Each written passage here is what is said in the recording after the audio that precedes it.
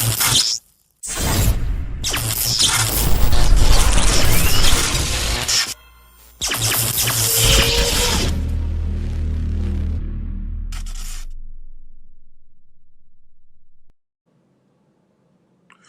hello, everyone, and welcome inside FNL Lacrosse, presented by the New Hampshire Tomahawks. Nick Anastas, Coach Chris Cameron with you live every Wednesday night this lacrosse season at 6 o'clock Eastern Time. The opening show has quite the lineup. Over the next 60 minutes, 4 interviews on the way, beginning in about 20 minutes with, well, 2 of the most lethal brother combinations you're going to find anywhere. That's Brady Dumont and Alex Dumont, 2 seniors for Coach Cameron's Cardinals. Bishop Girton seeking, of course, a 4th consecutive state championship. Bottom of the hour, we'll talk with Steve Gando, the Pinkerton head coach, longtime man on the sidelines. Astros, fresh off a trip to last year's championship game, looking to get back to that spot this season. And they face a tough opponent out of the gate with Bedford coming up on this channel on Monday. 6:45, we switch gears a bit. Morgan Runke, the Portsmouth junior, will join us live from the Seacoast as the Clippers also went to the championship game a year ago, looking to get over the top after losing to Bedford last season. Let's bring him in. Coach Cameron, the godfather of New Hampshire high school lacrosse. Of course, he's the founder of the New Hampshire Tomahawks and is on the sideline once again seeking a 13th championship with Bishop Girton, which would be a record. Coach, how are you tonight? Great, Nick. Looking forward to another great spring season of lacrosse. You are at an undisclosed location, of course, and we'll keep it that way. Coach, hard to believe, but it's now been 10 years since we first pioneered this program. Got it off the ground, of course, on the radio side on ESPN New Hampshire. But in your estimation, the last 10 years, seems like it's gone by quickly. How has the game grown, and what is the state of New Hampshire lacrosse at this point going into 2024? I think it's grown from a number standpoint. I think there's more kids playing. I don't think on the boys' side, there's not as much parity. I think we're going to see, like, there's some great coaches out there, like Coach Jeff Smith at Concord. When Coach Primo was there, Concord was one of they won the state championship in 2004. They might have been the state champ in 2004. I watched them play yesterday against Bedford, and they were just overmatched, overwhelmed. So you're seeing more kids playing, but not like you're not seeing like more depth especially at the division, even the Division II level. We'll get into that where it's top heavy with Derryfield and Portsmouth. But at the upper level, I think you're seeing the game is a much higher level. Like when my first year at Bishop Girton, I was a volunteer freshman basketball coach, and we had 32 kids in the program, and I recruited basketball players to play. And they all went on to have successful varsity careers. 4 of the 7 went on to play in college. Those days are over. You can't, athletes are going to be successful at the sport of lacrosse, but kids now are playing at such a younger age where a lot of them we have in the Tomahawks program, we have cradlers and futures where kids are playing, they're 3-4 years old. So the skill level is so much higher at an earlier age. So you're seeing that throughout the state. Yeah. Of course, we're going to begin the program by breaking down each division on the boys and the girls side. Of course, the season kicked off earlier this week, so we've got some scores to report as well. But a programming note, tomorrow we're going to be live on the Seacoast to bring you 2 of the best Division I girls programs. That's Bishop Girton taking on Portsmouth. Those 2, of course, met in last year's semifinal. BG, a perennial contender. Portsmouth hoping to get back to the championship. We'll speak with Morgan Runke, the junior, at 6:45 tonight. But we're on the air tomorrow night, 6 o'clock. Kristen Cameron will join me in the booth. All right, Coach, let's get into it. Of course, Joe Marcellena of NH-highschoolsports.com does a great coaches poll every year. And the first edition in 2024 is out now. No surprise, you guys are at the top. Bishop Girton in a unanimous selection for the number 1 spot after an 18-3 campaign a year ago. Division II Derryfield comes in at number 2 overall. Of course, that's a very dangerous unit led by longtime head coach and friend of the show, Chris Hetler. Cougars 19-1 a year ago and ended up capturing the title over defending champion Portsmouth in a thriller of a championship game a year ago. So we'll see Derryfield, of course, coming up later on this season. Number 3, another D1 team, Exeter. They've been tough, really on the short list of contenders the last handful of seasons. They were 14-6 a year ago. Bedford, a lot of talk about them. Of course, we'll explore the Bulldogs in further depth later on in the show, but they're 11-6. They were 11-6 and suffered kind of an upset loss in the quarterfinal round of last year's Division I tournament. But again, that defensive unit is strong, and they are back in the top 5 to begin the season in the coaches' poll. Pinkerton, number 5. We'll see them on Monday. We'll talk to Coach Gaudreau coming up in about a half hour or so. They were 15-6 a year ago before falling in the championship to Bishop Girton. Bottom half of the poll is Portsmouth at number 6. They're, of course, very good. 18-2 a year ago. They bring back their talented face-off guy, now a senior, Nick Smith. And, of course, Coach Fisher will have them humming as the season gets underway. Timberlane, number 7. They were 15-3 a year ago, but suffered an early exit in the tournament. A lot of those kids are back, and the Owls should be formidable in Division 2. D1 Londonderry at number 8. 8-9 a year ago, but a lot of glowing reports in the offseason. They should be much improved, and the Lancers should be a problem for somebody in the playoffs. St. Thomas, another D2 squad, 13-5 a year ago. They come in at number 9, and the Wyndham Jaguars round out the poll after a 14-5 campaign. Others receiving votes on the boys' side, Merrimack, fresh off a semifinal appearance, which was a first for them in program history a year ago. Hopkinton got some votes. They also got an overtime win earlier this week. Dover got some votes. Hollis Brookline, Laconia, Winnicott, and perennially tough Souhegan. So there is the poll again. BG at 1, Derryfield at 2, Exeter at 3, Bedford at 4, Pinkerton rounds out the top 5, with Portsmouth at 6, Timberlane at 7, Londonderry at 8, St. Thomas at 9, and Wyndham at 10. Your thoughts, Coach? My thoughts, I would say Portsmouth is probably, what are they, 6? I could see them being a top 3. I mean, they are very talented. Zach Amen, Ben Purcell, Macy Schoen, Nick Smith facing off, and they're a hungry team. When you lose like that in a state championship, they're going to be hungry. I saw a lot of them play all winter, and they're very talented. As is Derryfield. Derryfield has, I mean, they're loaded with Max Fowler. I'll probably leave some people off, but Max Fowler, R.J. Prue, Chili Cabot, Logan Purvis, a really good face-off guy. Parker's developed into a nice goal, a really solid goalie for them.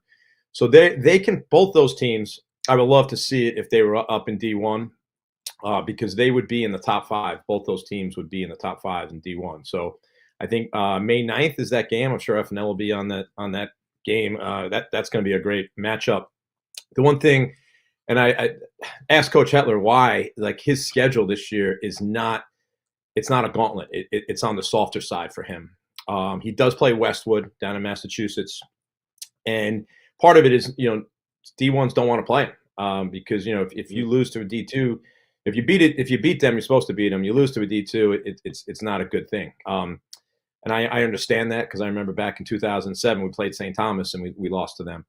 And the kids sometimes they think, even though it's a quality opponent, they think D2 and they don't get up for that. So that's the one challenge for them is how is Coach Hetler going to push them to make them better with a schedule that kind of drops off in D2. You have the Portsmouth Derryfield, you have St. Thomas, it's up there. You have Hollis Brookline, Goffstown.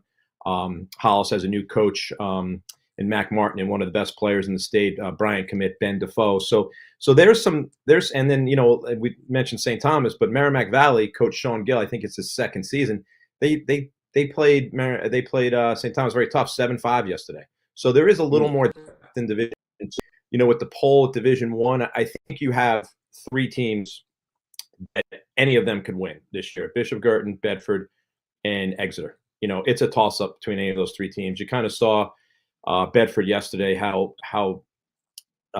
just big and athletic their defense is. You got Kevin Sheridan, you got Henderson, and then the Lemoyne commit Tristan Kerr on defense, and then you have Brian Riccio at LSM. So their defense is loaded. And even though he's a sophomore, Bennett Matthews is one of the best players in the state.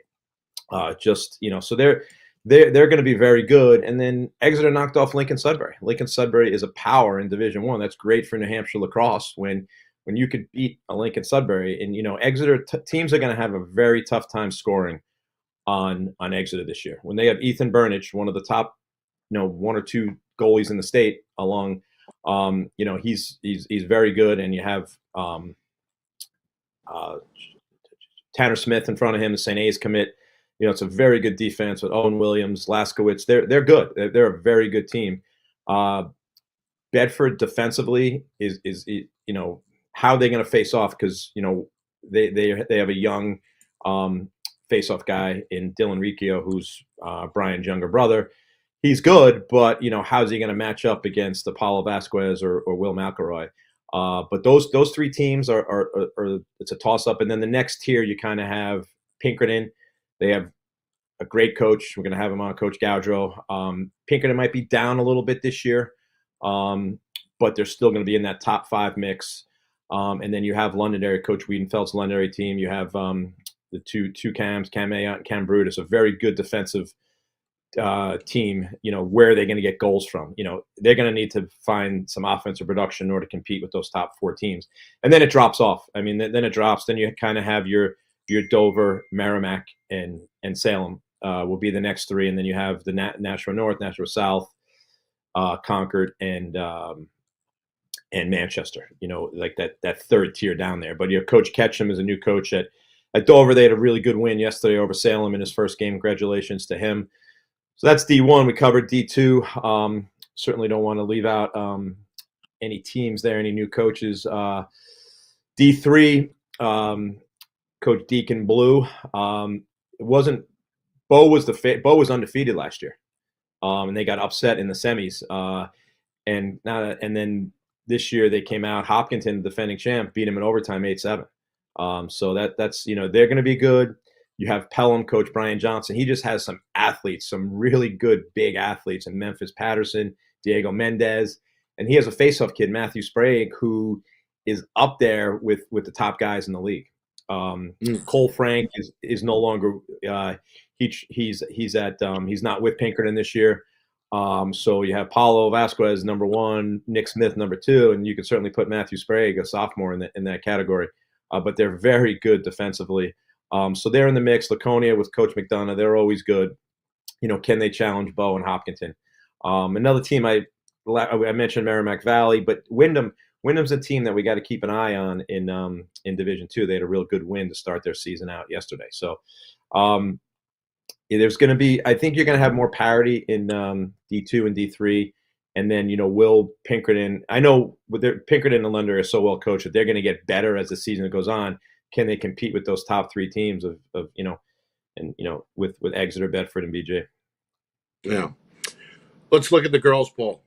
Portsmouth at number 1. Again, Morgan Runke, one of their better players, the junior, is going to join us at 6:45.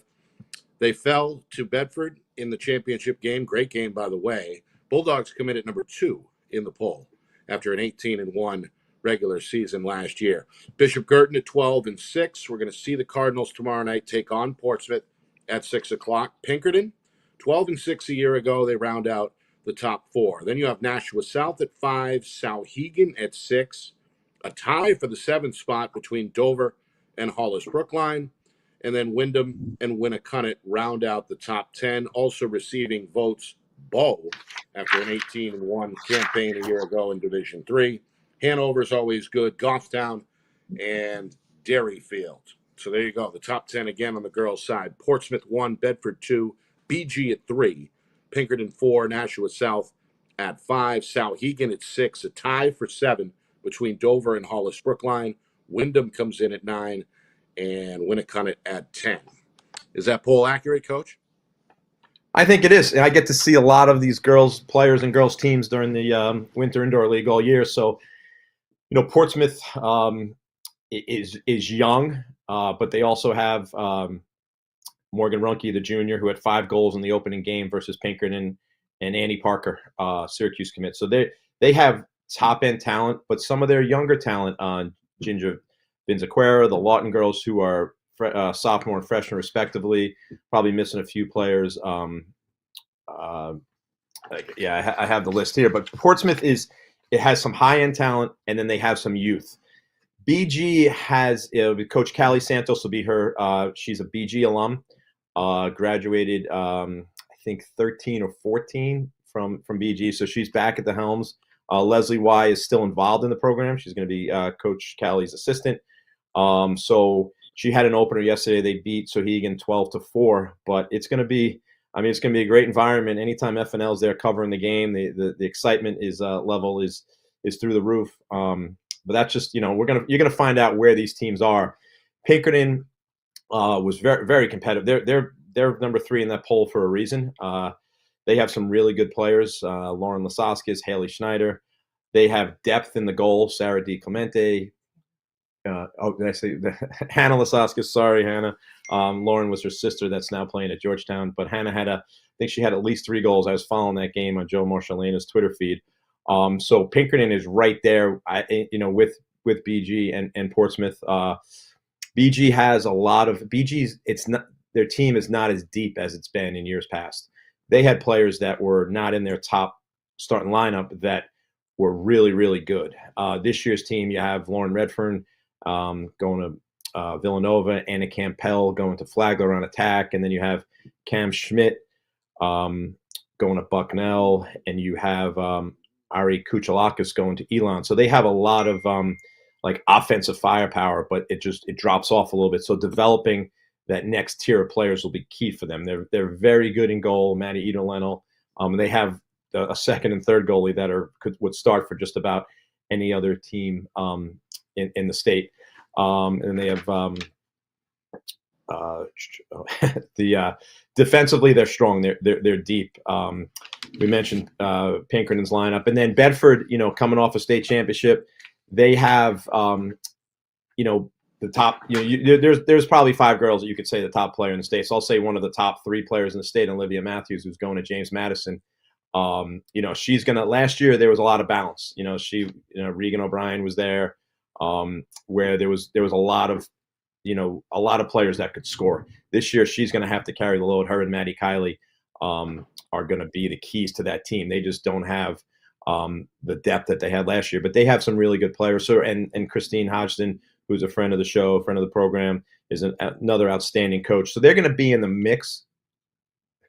They're going to certainly be in the mix. It's just a matter of, can they hang with those top 3 teams that are really, really good. And then yesterday you had Exeter beating Londonderry in a 12-10 game. Dover's in the mix. I think Dover came in at the poll at number 7. So Dover is, so there's a lot on the girls' side. There's more depth. There's more parity involved. So Hegan's they dropped off. I think they're young though. They have some really good freshmen, a lot of youth in there. So they're going to get better as the season goes on. But right now we're going to find a lot out about those top 2 teams, BG and Portsmouth. And Portsmouth, another team like the Portsmouth boys, they lost in the they lost in the championship last year. Their first year in D1. I'm glad they're in D1 because they should be in D1 because they're so good and makes the division a lot better. But that's what you have. I think that poll is very accurate. You have those first 3 teams, and then you have a few teams chasing them. But keep an eye on Bedford as they improve throughout the year. And then Grace Stewart is their goalie, and how she is for them. Good goalies are so important in girls lacrosse. If you make a save in girls lacrosse, it's just such a momentum builder that it's incredible. Yeah, you said it, and Coach. Then Go ahead. D2. Yeah, D2. D2. I think you have some. You have Marissa McLaughlin's Goffstown team. I think you're going to see them make a huge step forward. Wyndham with one of the top players in the state, Chloe Hall. Winnicott with another one of the top players in the state, Shay Graham. Hollis Brookline, Linda Hatan's Hollis Brookline team. You're going to see another player that a lot of people don't know about, Merrimack Valley, Alyssa Brodeur. So there's a lot. I mean, you have about probably 6-7 teams in Division II that will compete. You're going to see a lot of teams. You're not going to see a lot of teams at 16-1, 17 16-2, 17-1. You're going to see some teams knocking off each other in Division II in girls. Yeah, that always makes a good tournament too. When Yes. some of Oh, those yes. early round games are toss-ups.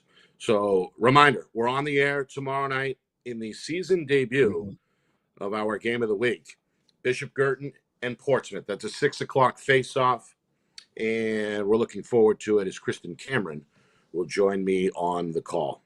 All right, Coach, we got the Dumont brothers ready. We're about to bring them in, but before we do, what can you tell us about these two seniors?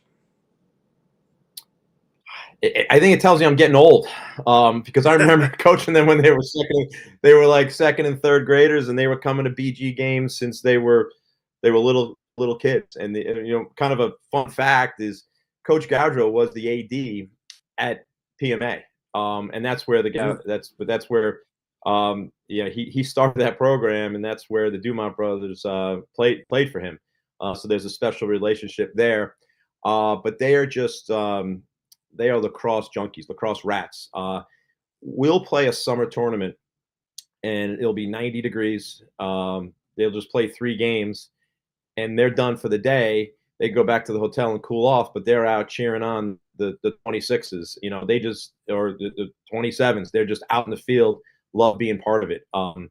They're hard workers. I remember they came on the scene right after, I hate bringing up COVID, but right after COVID, came on. 21 was their first year. So we didn't have the experience of playing the out-of-state teams, but I remember that, they had a little bit of an adjustment, being freshmen, because they were going against kids like John Sullivan, who's a starting defenseman for Army, as a senior, Aiden Ahern, who gets playing time at Villanova. So Alex got to learn from guys like that, and Brady got to get better playing against guys like that. So each year, sometimes you have to look back that far, a few years, to see how much they've improved, because now they're the guys where they're just like, we scrimmaged a little bit today against each other, and Alex probably had a goal, 3 assists with like 4 CTs, and then Brady probably had 4 or 5 goals. So they're just their game is taken to a new level.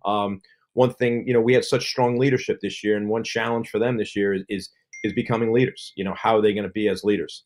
So that's one thing when that's a jump for them to focus on your own game, but also because we have a very young team. So that's one of the challenges that I put forward to them. And every hurdle that they've faced in their careers, they've answered it. So I'm expecting great things from them from that part of the game as well.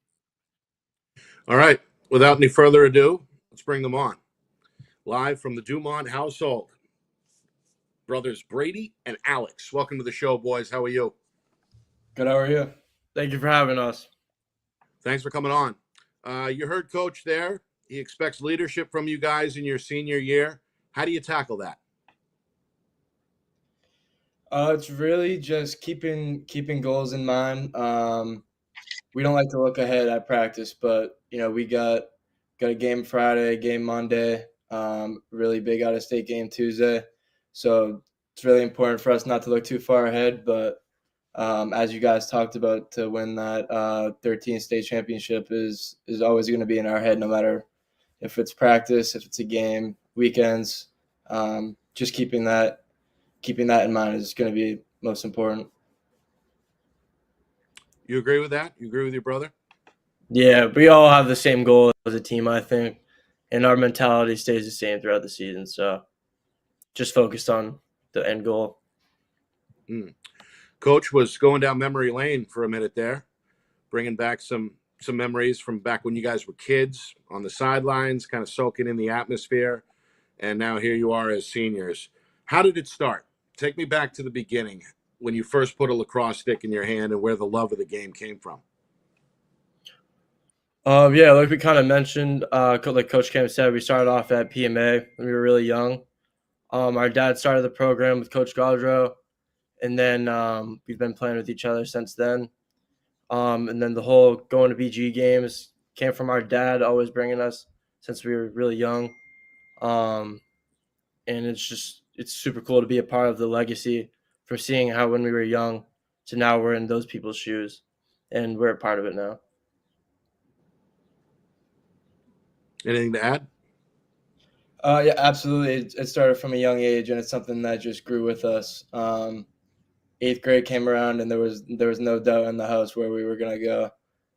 We were just eager to get on the field and put a Bishop Girton jersey on. Mm. How about your individual games? What have you looked to add it to your repertoire here? What have you looked to add to your game here as a senior? Brady, let's start with you.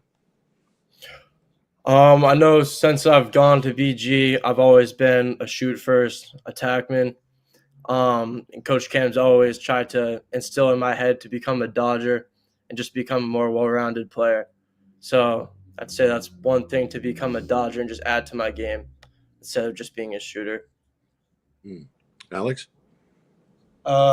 It's a little different this year. I'm playing more defensively, so there's a less pushing transition, which I'd like to think is one of my strong suits. I really enjoy it. So this year, more focus on just communication from the base, working with the goalie, making sure everyone's a unit. I think that's going to be important. So just more on ball and off ball defensively this year. Coach, you got anything for you guys? Yeah, so Alex gave away the secret that he's playing more close defense this year, so it's out there now. But I was going to give it away because, you know, for the years with Alex being an LSM going against our middies, whether it was Connor Gaward, Connor Bouvier, he wouldn't really go against Brady in practice. But I had to go to a quick whistle yesterday because they were going at each other pretty hard. I mean, that's just the compete level that we like at practice, and that those two guys go at it. Where Alex was getting heavy. It was getting a little heavy. He was on Brady, and we had to stop. But it was good to see them compete. Now, it was you know, we've had twins before in the program, but I don't know. Like, the recruiting process was very, very interesting because they were two highly recruited, highly sought after players. So I like to just let each one of them talk about their process. And in the end, they both Brady had Alex committed first to Loyola, and Loyola wanted Brady, but Brady chose Villanova. So Brady, just talk a little bit about how, because a lot of people ask me all the time. So, you know, whatever you feel comfortable with sharing about that, why you kind of went in a different direction and how you wound up choosing Villanova, and then we'll let Alex talk about his process next. Yeah, so it all started working out. We went into the process not really caring too much about if we were going to the same school or if we were splitting up. It was kind of just how the dominoes fell. But it ended up working out. We both went to Loyola. We both liked it. We went to Villanova, and that was just like the place that that was just my favorite place. So I ended up holding off, just kind of waiting to make sure that would fully work out. And just all along, I knew that was the place I wanted to be. So it ended up working out that that's where I'm going. Yeah, there's a girl on the BG program going to Villanova as well, Lauren Redfern. We'll have her on later in the season. So, Alex, your turn. We were both very fortunate as soon as September 1st came around. So it was everything we both ever hoped for. Coach Toomey and the Loyola coaching staff was one of the first people that reached out. I can remember we've been going to Final Fours with our family for as long as we can remember, 10 years almost. And one of the first years we went to the Final Four, Loyola actually won it. So it was kind of like a full circle moment as soon as they called. I loved the coaching staff right away. And after a few visits, I got to finally step on campus. And I remember sitting on the plane ride home, just looking at my dad and saying, this is the place for me. So I just fell in love with it right away. Wow. Go ahead, Coach. No, I said that I didn't. I mean, I didn't know that was like the love for Loyola started way back then. So I'm glad it worked out. You know, we just kind of sat back and you know, we didn't really reach out to schools on both of their behalves because we knew that the interest was going to be good. So that's a great backstory there for Alex with Loyola. As we wrap this thing up, tell me a little bit more about what you guys like to do off the field. Do you know what you're going to study yet at the college level? What are some of the hobbies? I guess, Alex, we'll start with you. How do you like to spend your spare time? And again, are there any academic plans at this point? So off the field, definitely hanging out with friends. Lacrosse is everything in our lives, so it's just nice to get away from it every once in a while. I think that's important, especially as a high school student, to be able to focus on school and focus on relationships outside of school. And then as far as career plans, I'm going to study business at Loyola. I'm looking to do that. So that was another factor that went into me choosing that school, is a good business program. And I heard right away from the first call that was something that I could definitely do when I got there. How about you, Brady? Off the field, my favorite thing to do is definitely golfing with my friends. It's just super relaxing, especially in the summer. Touching a stick, after you're touching a stick every day, it's nice to just go to the golf course. It's way more of a relaxed atmosphere while you're still being competitive. So the competitive nature will always be there. And then at Villanova, I'm looking to study economics and just kind of see where that takes me. Go down that path. Who's the better golfer between the two of you? We're both going to say ourselves. That's just how the competitiveness has always been in our house. Who would win this year, Villanova or Loyola? Loyola, obviously. Come on, coach. It's the same thing. We both say ourselves. I think it's a toss-up. I think it would be like a one-goal game. I mean, they're both, really similar levels. But both teams could use these guys right now, so they can have an opportunity to step on and play. And to message to all of our players, when you commit, you got to keep working. That's only the beginning, because when you get there, you want to be able to get on the field. So I know that I'm going to push them this spring, and then they're going to get to work on their own in the summer to be ready to play come September. Well, boys, best of luck moving forward. Good luck this season. We appreciate your time tonight. Thank you. Thank you very much. Awesome. Thanks again. Thanks, boys. Thank you. That again is Alex and Brady Dumont. Alex on his way to Loyola. Brady is a Villanova commit. And obviously, Coach, they're two of the more dynamic players, both on attack and defense statewide. Yeah. It's, you usually don't have to account for a D player. But, Alex is one that you got to watch out for, because he's great off the ground. He causes turnovers and he pushes transition. Even from that, he's stepping up from a need standpoint where we need close defense, and there was no hesitation. I told him, I said, we're going to need you to play close D this year. There are going to be some times where we're going to need him to step up and cover, a Bennett Matthews or Brody Helton or somebody like that. But he's willing to do whatever it is for the team. And Brady knows, like when I talk to Brady now in practice, I kind of won't tell him. I'll kind of ask him, okay, Brady, you did this in this situation. What do you think you should have done? And right away, you'll see his face and he'll be like, oh, I should have gone under the pick. He knows at this point what I'm saying, because I think we're on the same page with a lot of things, because he's been around me for so long. He's going to get, last year we had guys, we had guys for days. This year he is going to get the top guy every game and then some. They're going to have their best guy on him, and they're going to be helping from everywhere. So he's going to have a challenge this year. So his freshman year, he was probably the seventh, sixth, seventh, eighth option. And then last year he was, we had a bunch of guys that could fill the net up. But this year there's going to be a lot on him, a lot on his shoulders. But I think he's ready for that. Yeah.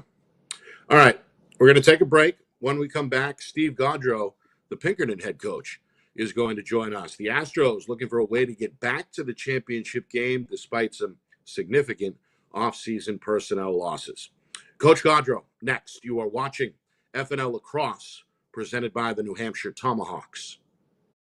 Our broadcast today, as it always is brought to you by Beals Insurance Agency, with locations now in both Bedford and Londonderry. Whether you need home, auto, or business insurance, Beals Insurance will get you both the price and quality coverage that's right for you. Just call 603-471-9999 or visit BealsInsurance.com to request a free quote and start saving money today. Again, that's BealsInsurance.com.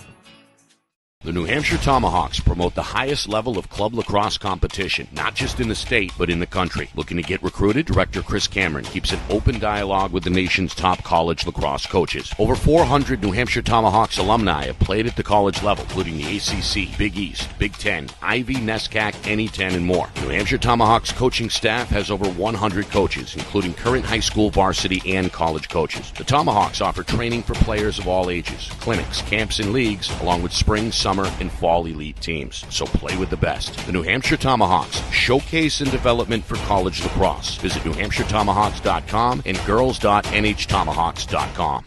How can you reach your team's fundraising goals at no risk and no cost? MG Sports offers a variety of products to make your team's fundraiser a success. Their products include tickets and discount cards to hundreds of local businesses. MG Sports now has a digital platform where athletes can raise funds in the comfort and safety of their own home. So become another lacrosse program like Bedford, Goffstown, or Memorial that sets fundraising records every season. MG Sports, fundraising made easy. Visit mgsportsfundraising.com to start raising money for your team today.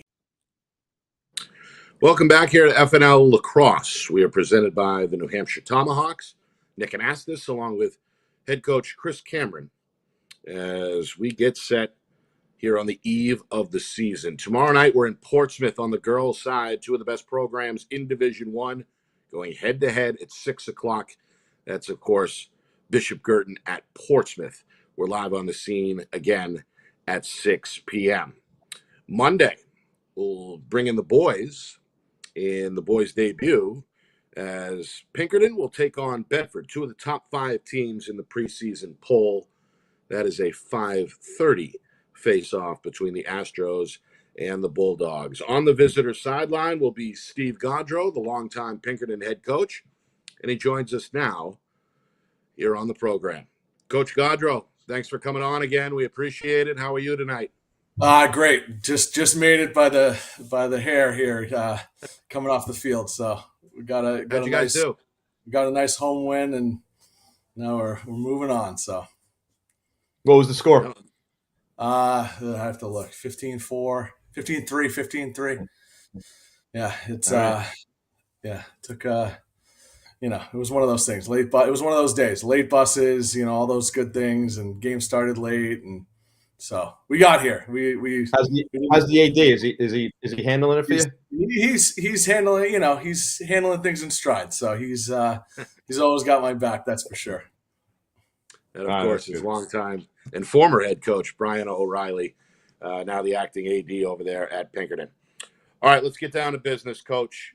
You guys made a great postseason run a year ago to get to the championship, and then you lose some key members of that club for one reason or the other in the offseason. How much are you bringing back, and what are the expectations this year for this group? Expectations are always the same at Pinkerton Academy, and credit to Coach O'Reilly. It's to win a championship every year. So nothing changes. Every year we lose All-Americans, and this is no different. We're really excited about the group that we have coming in. We're deep. We got a lot of young talent, a lot of guys who are ready to step up, guys that made significant jumps that might have played a little bit of a smaller role last year, that have already stepped up in our first 2 games and have taken leadership roles. So I couldn't be more excited with the team we have and the program and the direction that it's headed. So, for us, again, it's just taking that next step and putting ourselves back in the conversation. Yeah. Obviously, the biggest loss, I would say, would be Cole Frank at X. It looks like the kid that's going to step in and try to fill those shoes is Alex Setsuranos. Is it his job and his job only, or is it a committee approach, or how do you go about trying to fill that hole at the face-off?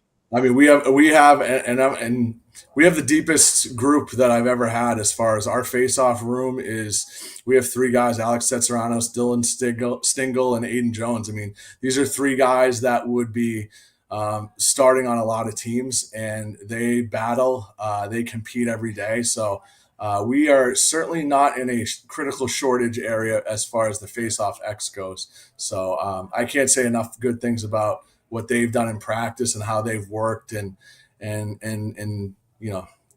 be in good shape there. Yeah. What's the strength of this unit? What personnel group do you think is going to lead the way?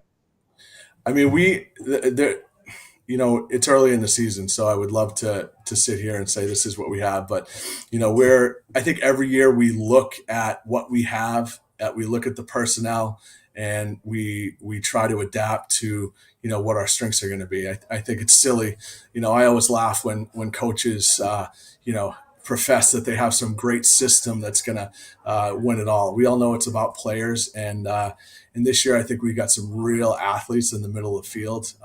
Matt Morrison is, literally one of the fastest kids, if not the fastest kid in the state. He just fresh off an indoor track season where he was a state champion. He ran at the regionals. He's a regional champion, and so he's now in the middle of our field, creating a lot of opportunities for us. So. That's kind of if I were to have to pinpoint where our identity, I think it starts with a kid like Matt Morrison, and I'm good with that. I'll ride with Matt. He's a pretty good football player as well. Pretty good. He's a highlight reel for sure. Yeah. Coach Cameron, you got something?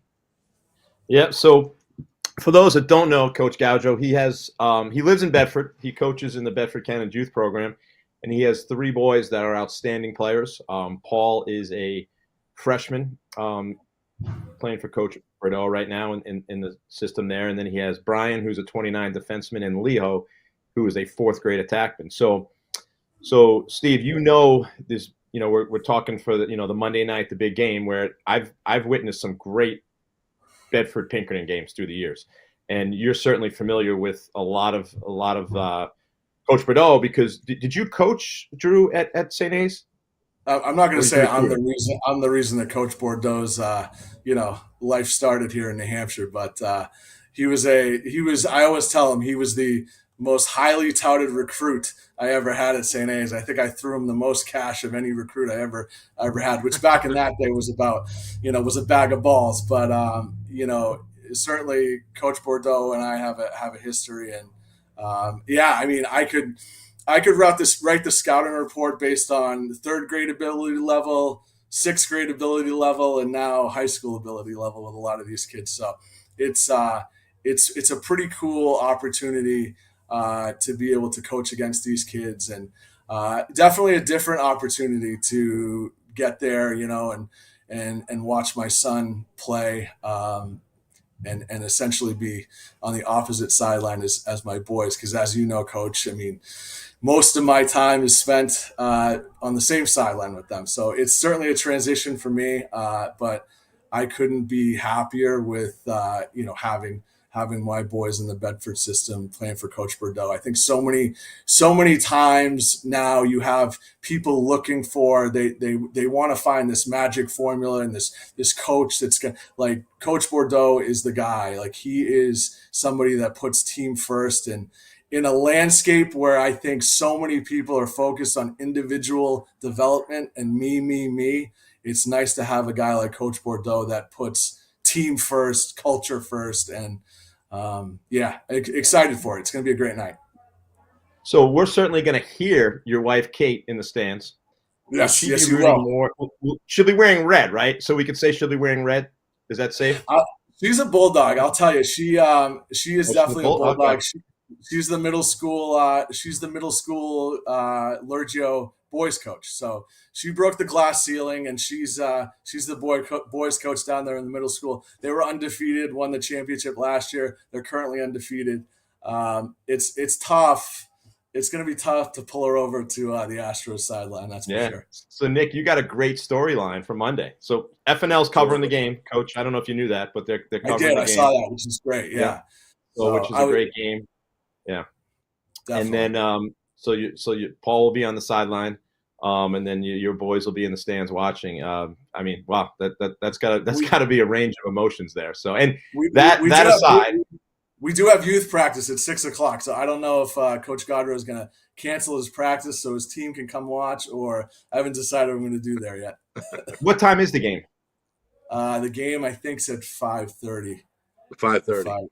Yeah. Oh yeah, you got to get your team there. They'll learn a lot watching that game. It should be a great matchup. So, did you? So you, as you said, you know this team pretty well. I watched them play last night a little bit in the fourth quarter against Concord, and I saw some players that you've coached for years. Durso had a few. Who we saw a few freshmen out there. Riccio, facing off. So certainly the scouting report, and it was interesting. Ethan Kahn played, most of that game. I think he played most of that game. So, yeah, it's you got home last night. My son is watching game film because obviously he's invested in Bedford, and I'm like, all right, I need to see the Bedford film on the other side. So yeah, it's a lot of kids that. I think for them it starts with Bennett and Brody offensively, and those are tough athletes to guard. But they've had the same defense in place for 3 years now, and those kids are tough and athletic. There's not a more athletic, tougher group than them. So yeah, I mean it's a lot of those guys I know really, really well, and the team that I've had the opportunity to coach, this 27 freshman group, I probably have about 4 of those kids playing for me, a bunch of them at the varsity level right now. And on the opposite side, right, you have some of those kids like Dylan, and Bryce, and so it's going to be a cool moment for sure. Yeah, do you play Saturday, right? You have a game Saturday? So we play St. John Shrewsbury on Saturday. So this is great. I love that we're talking about. That's a great tune-up. Yeah. But I'll be honest. I was the first priority was watching the St. John Shrewsbury BC High game last night, and then we were working on the scout today, and we'll have 2 good days of practice. But yeah, that's a great game. Shrewsbury played BC High really, really tough last night, so they're a solid team. They're a tough, physical, athletic team, well coached. So. We're going to be battle tested by the time Monday gets around. That's for sure. Yeah, we don't have BC High until late May. How are they? What was the score of that game? I want to say it ended 9-7. It was kind of a low scoring. Shrewsbury's goalie made about 26 saves. This kid Aaron Ricketts. I think he started for them in the 3 years we've played him. He's been the starting goalie, and he was hot. And it was they played him tough, and so. Which is, when you play in that conference, you're gonna get better, and you're gonna be able to compete with those teams. So they'll certainly be ready. Coach, as usual, we appreciate the time tonight. We're looking forward to Monday. We'll see you then, and good luck this weekend. All right, thanks, guys. I appreciate it. Thank you. Thanks, Steve Gando. Another colorful interview from one of the state's best head coaches. What'd you take away there, Coach? I think he feels pretty confident about his team. He let it, he threw down the gauntlet. We're here to win state championship. And even though he did lose some players, he does. My takeaway was Alex. You nailed the pronunciation, by the way. Alex Testeranos. You had that. He's going to Franklin Pierce. He's a very talented face-off kid. He probably would have started for just about all the teams in the state last year, maybe minus 5 of them. So he's going to get a chance to get some reps. He's committed to Franklin Pierce. So I think they'll be solid facing off. They might even have the advantage in that game. They will have the advantage facing off. I don't know. I didn't get into it with Steve, who he might have a freshman goalie starting. He has a really good freshman goalie, Owen Perkins, but they have about three or four solid goalies in the program. So I don't know who he's going to be starting, but he feels pretty comfortable, pretty confident with his team. I think this is a game where I don't think anyone's going to get to 12. So if anybody would, maybe it'd be Bedford, but I think Pinkerton wants to keep this game in the single digits. That's their best chance of winning, and it's not going to be easy scoring against that Bedford defense. But it'll be a good one. He's got a nice tune-up with St. John Shrewsbury this weekend, so that you'll learn a lot about your team, what you need to improve 2 days later. Right. And I forgot to thank him for for sending me the Dumonts. I'm sure he'll have a comment about that. Right. All right. Let's switch gears and bring in our final guest. That's Morgan Runke, the Portsmouth junior. We're going to see the Clippers, of course, tomorrow night in Portsmouth when they take on Bishop Girton. Morgan, good evening. How are you? I'm good. How are you guys? We're good. Thank you for coming on. I guess we'll start with the expectations in the locker room. After you guys got so close last year, losing to Bedford in the championship, what was the offseason like? I assume the goal is to win the state championship in Division I this year, but tell me about, I guess, what the overall goal is and how do you get there, in your opinion? Yeah, I mean, the overall goal, I'd say, is definitely getting to that state championship again. But we did lose a lot of seniors last year, a lot of great talent. But we do have a lot of freshmen and sophomores stepping up this year, and they have definitely big shoes to fill as we had so much great talent graduating last year. But I think we're definitely trying to reach that goal. But we're trying to take it game by game and really just try to prove ourselves out there and see what we can do this season. Yeah. You're only a junior, but you're widely respected and looked upon as one of the leaders of that team. How important is that to you, and how serious do you take that role of being one of the locker room leaders? Yeah, I take that very seriously. I think I kind of lead as a captain for sure, but I also have Annie and Maggie, who are my other captains, who also step up with me and kind of lead. They've been there since their freshman year as well, and very talented players. So I have them to lead with, and I think we're definitely trying to get back to that game and ourselves up for success. Yeah. How about some of your strengths and some things you'd like to improve upon this year? What would you say is your best talent, and again, an area that you would like to strengthen? I'd say definitely one of my talents is my shooting and dodging abilities. I love to create lanes for myself. And then one thing I think I could work on would definitely be ground balls and draw controls and handles in tight spaces, and also, keeping my stick up on defense and really forcing them outside. Are they asking you to do a little bit more this year? Is your role expanding at all, or is it basically the same as last season? I think it's always been pretty consistent. We definitely have had a lot of seniors graduate, so I think the role is pretty big, but we also have a lot of great players who can also step up and create those big opportunities. Coach? Morgan, thanks for coming on. I'm sure the game is on in your household right now, but the last I saw was Loyola was beating Princeton 8-2 with starting midfielder Avery Runke. So Nick is ranked number 7 in the country. They are a team that can win the national championship. So how is before we get into your recruiting process and ultimately selecting Loyola, how is Avery's experience at Loyola so far? She's absolutely loving it, and I knew I was going to miss her at Portsmouth so much. With her graduating last year, she was a huge impact on the team, but I'm just so proud of her to see everything that she's accomplishing at Loyola. Just getting that, obviously, she got the Rookie of the Week award this past week, and I'm just so proud of her to see her doing so well at such a high level. Yeah, you knew it when she played so well in that New Balance All-American game. That she was just ready. I'm sure they're excited to have her. Now, did you go in open-minded September 1? We just had the Dumont brothers on. Alex Dumont is a senior going to Loyola, and we found out that was his dream school since 2013. Did you go in open-minded, or did you really want to go to school where Avery was? How did the process go for you? I think I kind of went in open-minded, but also with an idea in the back of my head that was a school I definitely wanted to go to. I think just seeing her already being there and having such a great time, I think was another push to make me want to go there, and just seeing how much she loved it there was really awesome. Yeah, I'd imagine you'd love to play again with her, right? I mean, that had to have factored into the decision, I would imagine, right? Yeah, definitely. Our last game together for high school, we thought it was going to be the last time playing together, and it was really sad to see that. But then once I committed there, I was so happy again to get to play with her again. Yeah, that's going to be quite a reunion. How do you like playing for Coach Curl? I absolutely love playing for her. I think she's taught us so much. She's been my coach for the past 2 years here, and I still have next season with her.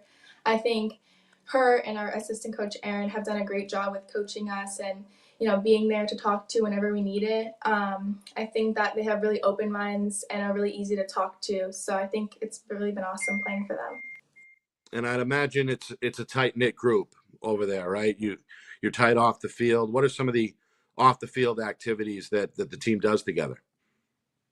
Yeah, actually, just like an hour ago, we had a spaghetti dinner together. We have those a lot, and then we kind of do a lot of like team bonding drills outside, just to like get really close with each other since we're all pretty new this year to the team. All right, give us your take on tomorrow night. How do you beat Bishop Gurdon? Put your coach's hat on for a second and tell us how you come away with a win over the Cardinals. I mean, it's always a great matchup against BG. They're a very well-coached team with a lot of great players and great talent on the team.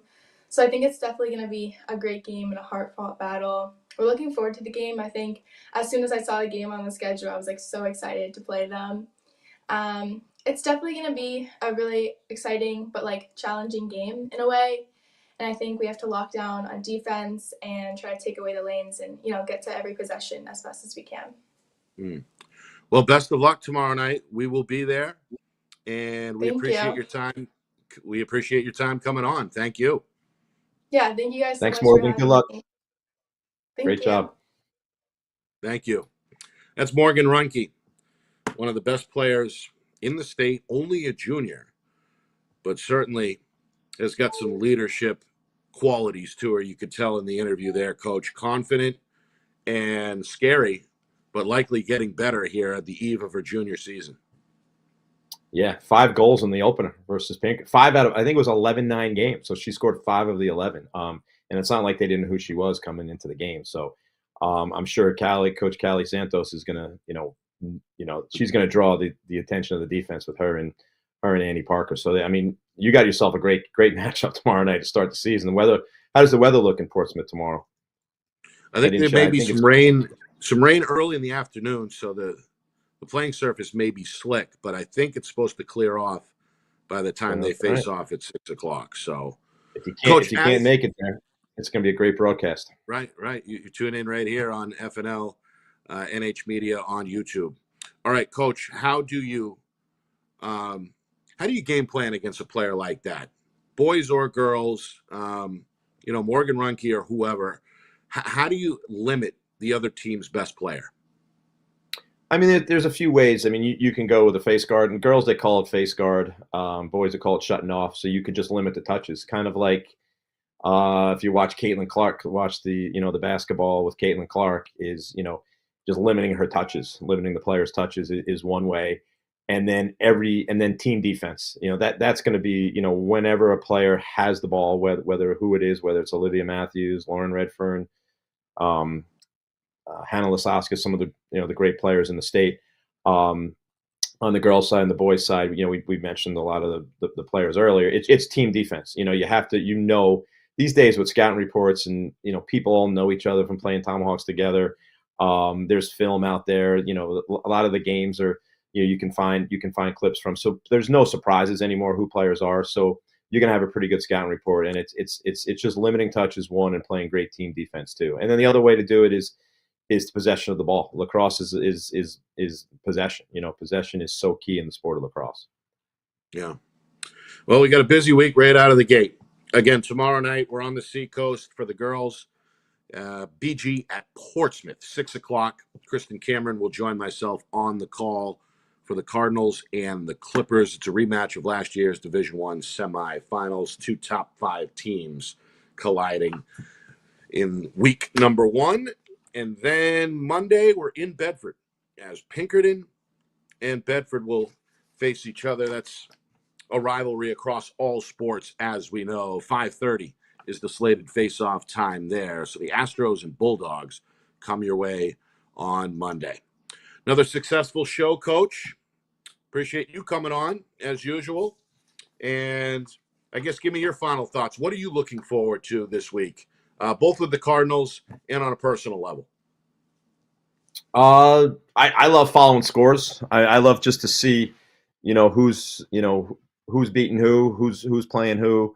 I'm looking forward to our game versus St. John's Prep. Last year they beat us. I think they finished like number 16 or 17 in the country. They won the Massachusetts State Championship. We lost. We came up short by a goal. So I'm certainly looking forward to that game on Tuesday. We certainly want to take each game at a time. We open up on Friday versus Manchester. Coach Jordan Dionforio, he's doing a great job with those kids. He's getting kids out. He has a full varsity team and a full JV team. So that's for Manchester Lacrosse, what he's doing is just an outstanding job. And then we have Coach Colby Larson's team.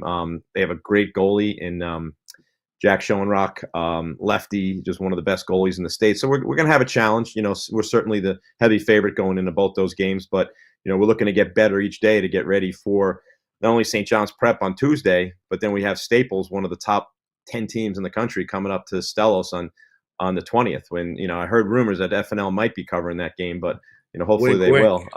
Right. So we have a great schedule that I'm looking forward to. And then, after that game, we give the boys off on Sunday, and we have one day to prepare for Coach Bordeaux's Bedford Bulldogs, which is going to be, it's going to be, there's a lot of good games this year for us and for the state of lacrosse. And, Exeter beating Lincoln Sudbury. We'll see how Coach Gaudreau does against St. John's, but it's good to see a lot of these interstate games for the sport of lacrosse. And then the girls, the girls is going to be, I'm looking forward to that game tomorrow night. I mean, that's a toss-up game. I mean, it really is. You're going to see, not only is it's going to be very competitive, but it's also going to be high-level lacrosse. Yeah. And I think no matter what way or what the outcome looks like, that final score will be telling for sure as we continue to get familiar with those two programs. All right, Coach, thank you very much. I want to thank Ben Beals, the man behind the curtain, the director, calling the shots and keeping us in line. We appreciate Ben. For Coach Cameron, I'm Nick Anastas saying so long. We'll see you tomorrow night in Portsmouth. We'll see you on the show front next week. Same time, same channel, Wednesday at 6 all season long. It's FNL Lacrosse, and it's presented by the New Hampshire Tomahawks.